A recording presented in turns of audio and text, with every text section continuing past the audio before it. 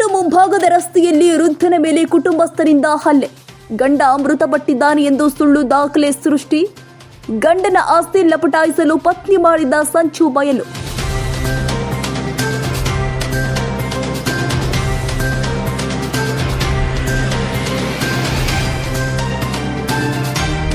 Court ಬಳಿ ಆಗಮಿಸಿದ ಪತಿ ಹಾಗೂ ಆತನ ಸ್ನೇಹಿತರಿಗೆ ರಸ್ತೆಯಲ್ಲಿ ಹಿಗ್ಗಾಮುಗ್ಗ ಥಳಿತ.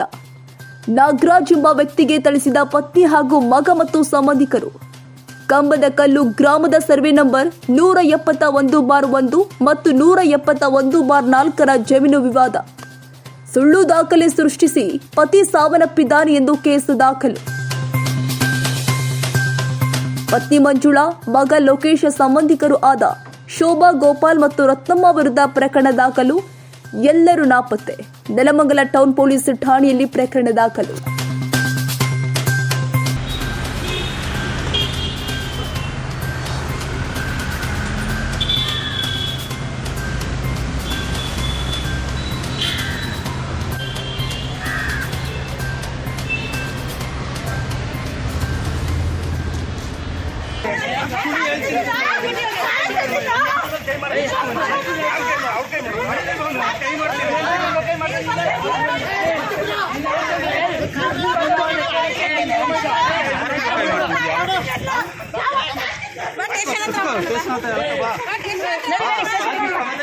ಸ್ಟೇಷನ್ ಅಲ್ಲಿ ತೀರ್ಮಾನ ಆಗಲಿ ಬರ್ರಿ.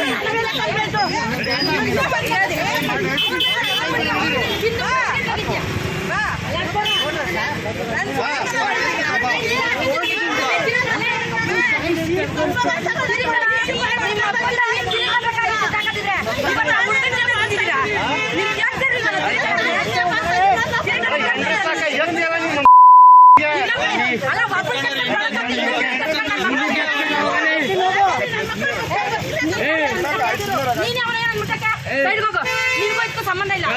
ನೀನ್ ಯಾರ ಸರ್